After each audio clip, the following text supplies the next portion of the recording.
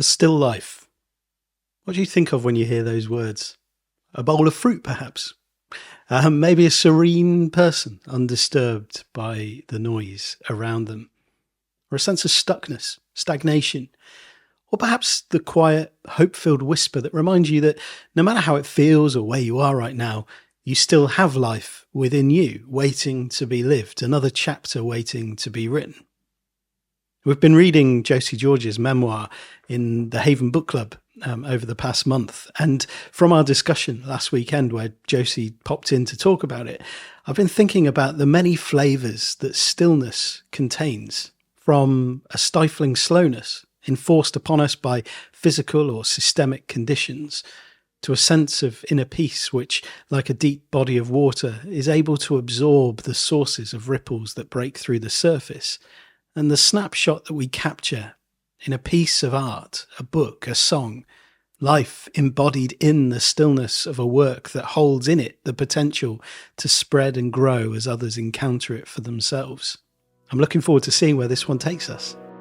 We're about to witness the greatest miracle of the machine age. The Gentle Rebel Podcast.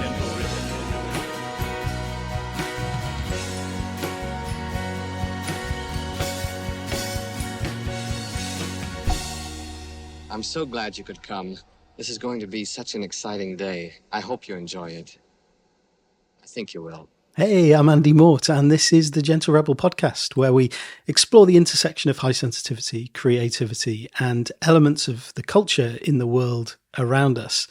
As I said, in this episode, it's going to be a chance to share some takeaways from A Still Life by Josie George.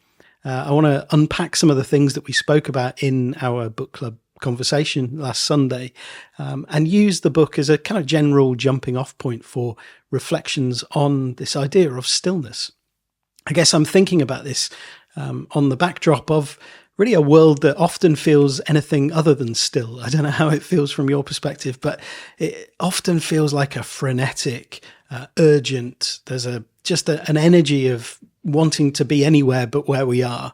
And I'm reminded of the old proverb, shallow rivers are noisy, deep lakes are silent. And I'm not sure how true this is, especially having heard a deep lake a few weeks ago that was really anything but silent.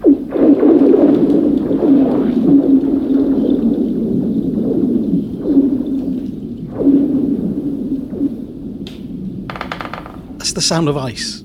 I still can't quite believe that that is the sound that the lake was making.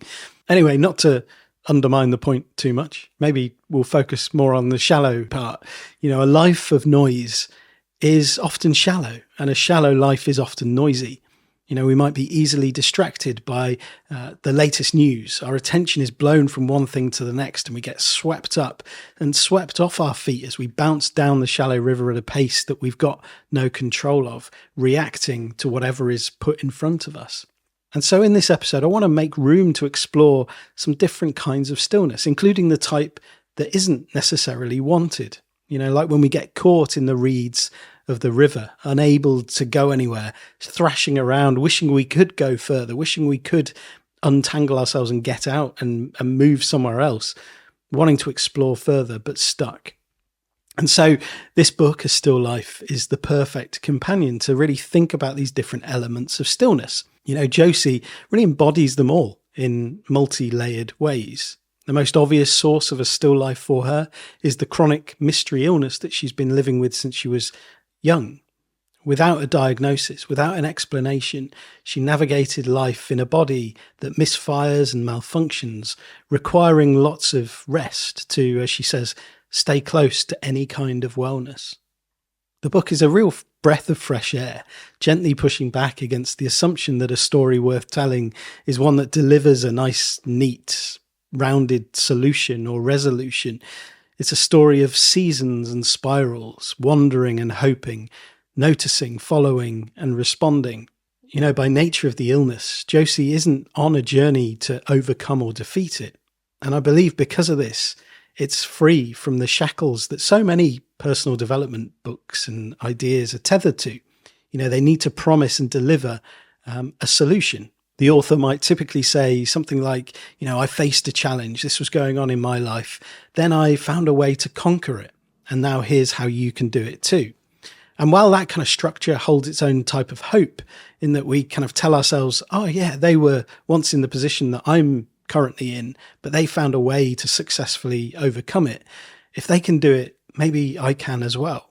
It's a different kind of hope to the one that Josie has threaded through A Still Life. She describes her doubts about even writing the book in the first place, thinking, what's it going to be?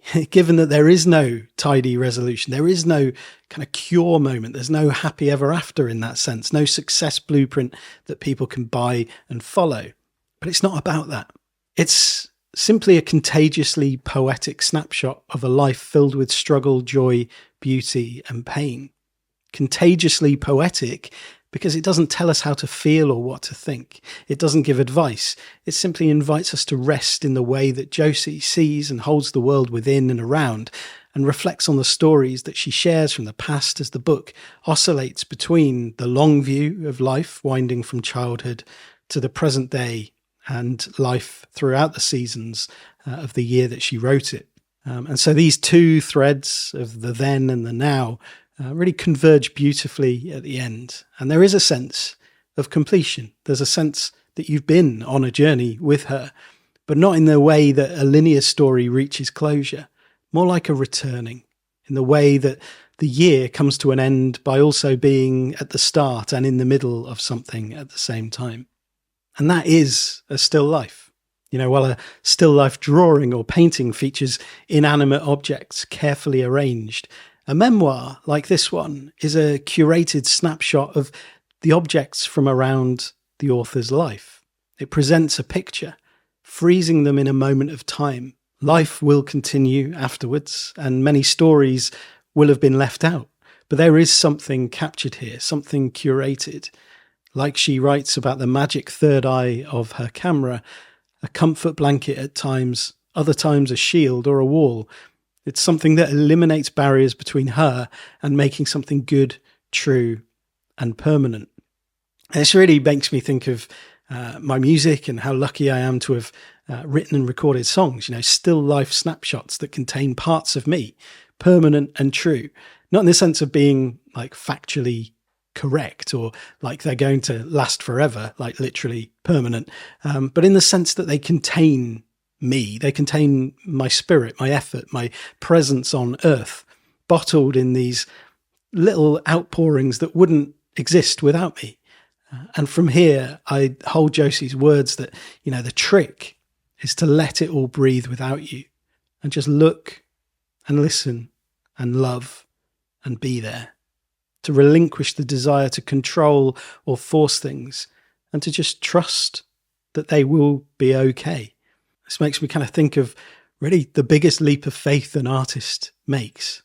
Once their work is out there, to let go of the need to control what it means. We can't force people to notice. We can't force people to interpret things in the way that we hope they will. And we can't force people to see things the way we do.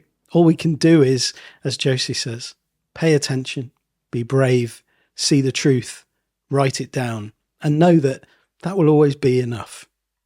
Stillness can be about patience, about waiting, in the uncertainty, in hope, in expectancy, not in entitlement or expectation of particular certain outcomes.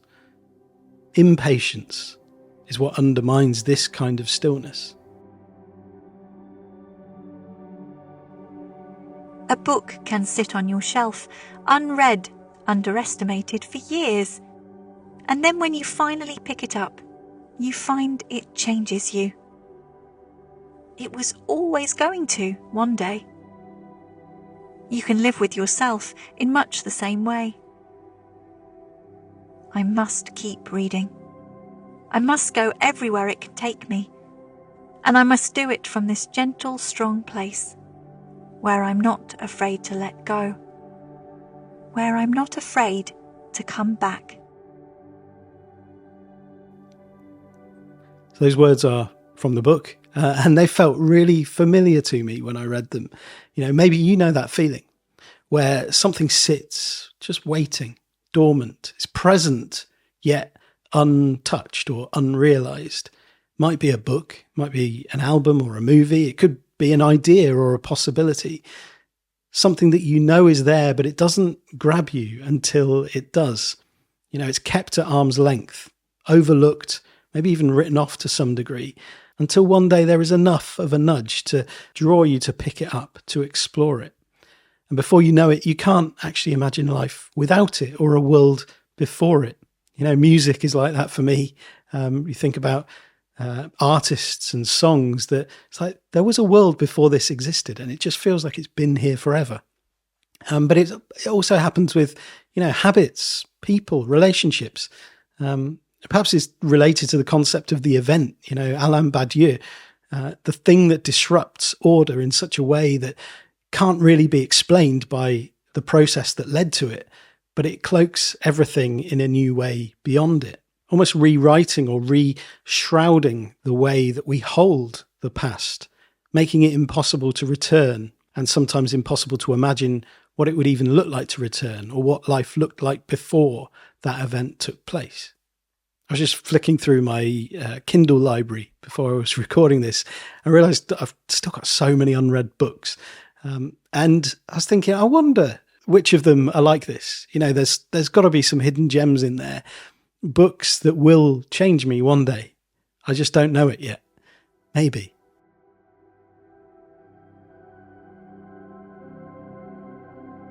Either I believe that illness, pain, and our naturally chaotic minds are something undesirable and shameful, to be hidden away, and so hide myself in response. Or I don't believe that. And if I don't, and oh God, I don't, then I'm going to have to start being braver with my visibility and braver with my truth. Either I believe that love is something shallow and narrow, something that only really responds to perfection and beauty, that requires you to be special. Or I believe love is something bigger than that. And if I believe it is something bigger, and oh God, I do, then I'm going to have to start giving people the chance to see me as I really am, and how I really was, too.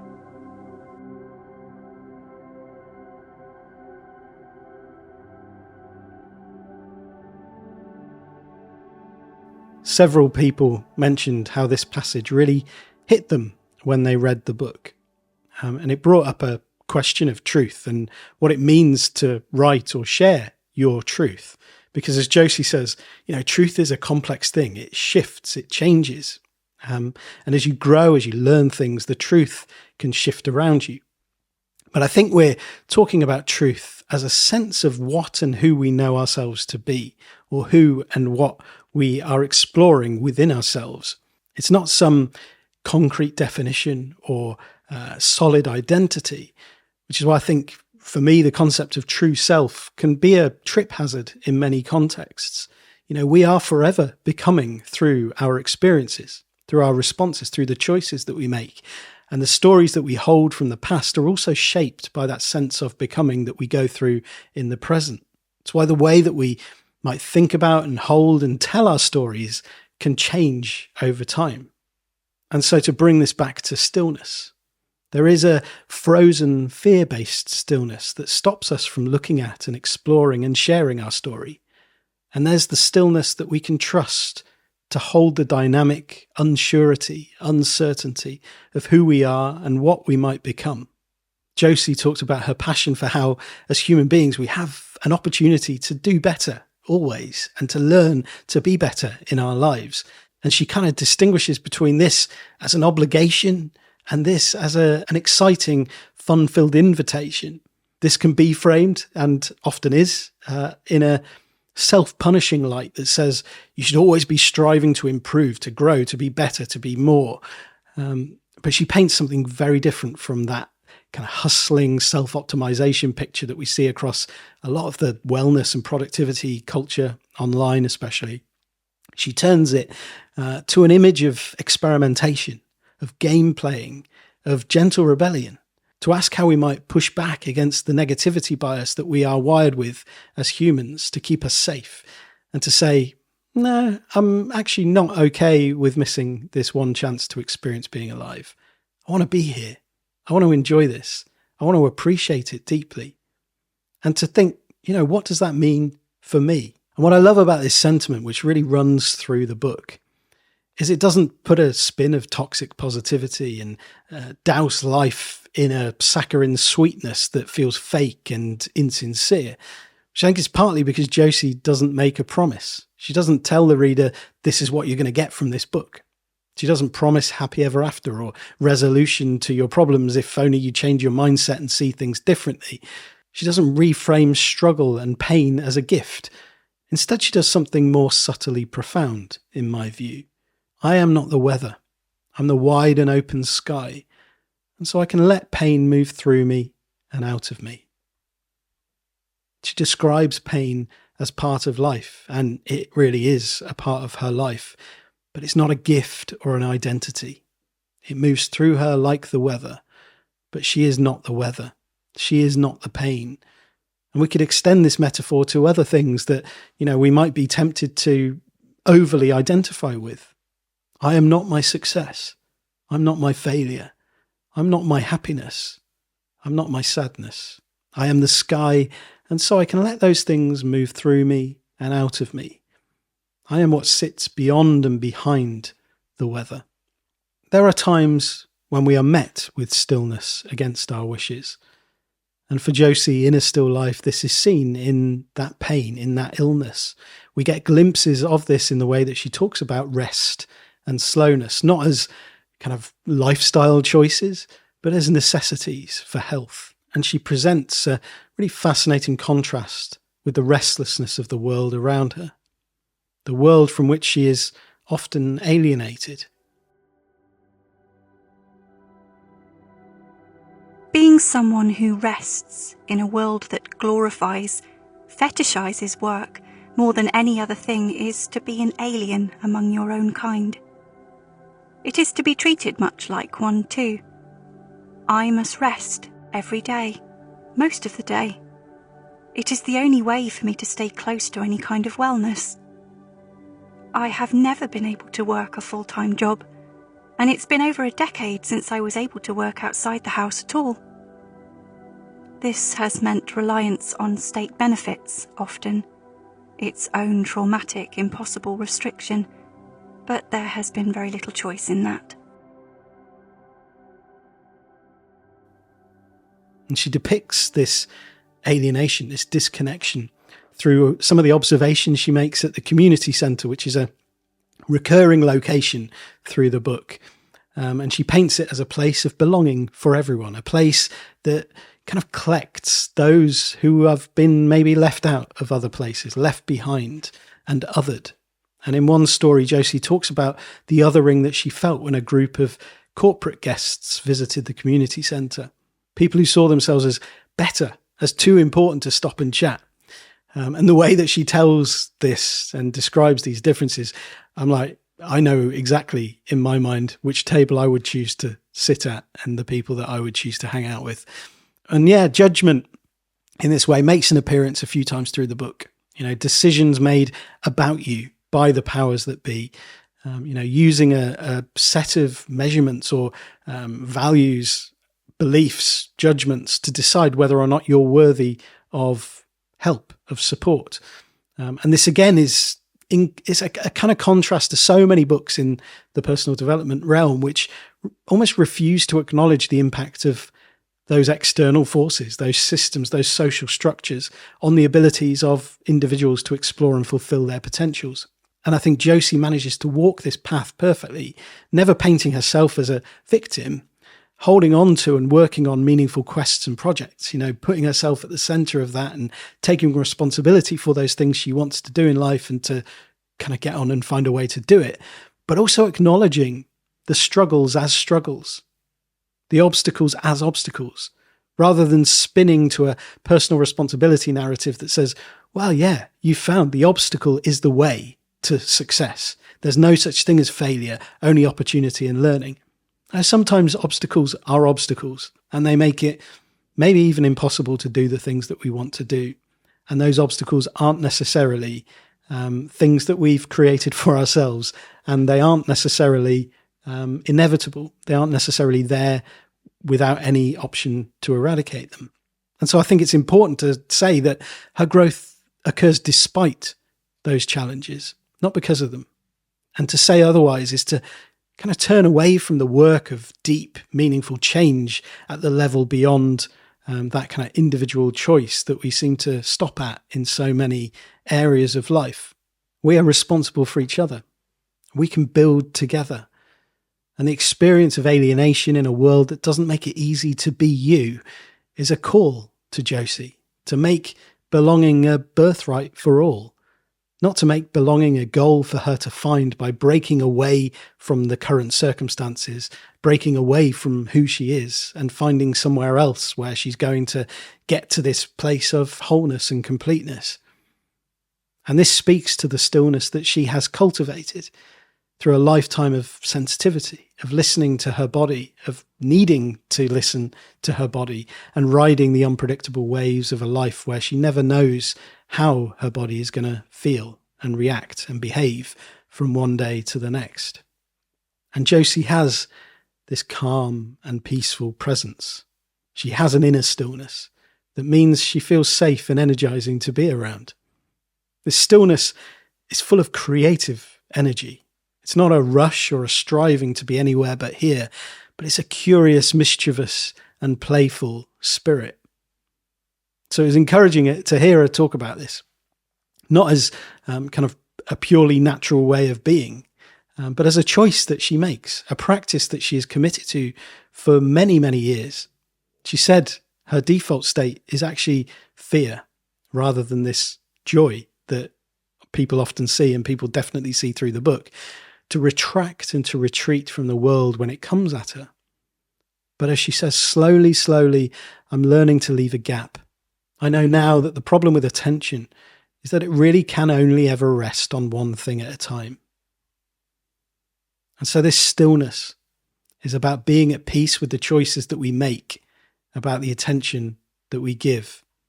I don't know about you, but I'm easily caught in this endless spiral that sees the choices that I don't make as the right choices, as the choices I should have made. And so mindfulness in this sense is really learning to accept and to give ourselves to the choices that we have made, to find a way to belong there, to make it work, ready to be with them, to witness and to receive whatever comes as a result.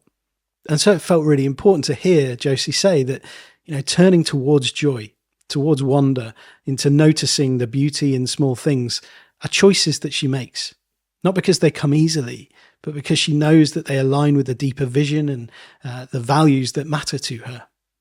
And she described this through the analogy of the two wolves, that old parable that depict that inner struggle between, what is good and what is not so good within us. And the wolf that gets strongest is the one that we feed most. Our choices, our actions, and the way we respond to life can feed the wolf through compassion, love, and gentleness, or greed, hatred, and fear. Both wolves are with us, but we can't feed both at the same time. And so it is that Josie speaks of a world that has told her every single day that she is lesser in some way. She says, I don't help by believing it. And this is her rebellion, a rebellion that brings personal satisfaction, but also changes the world for others.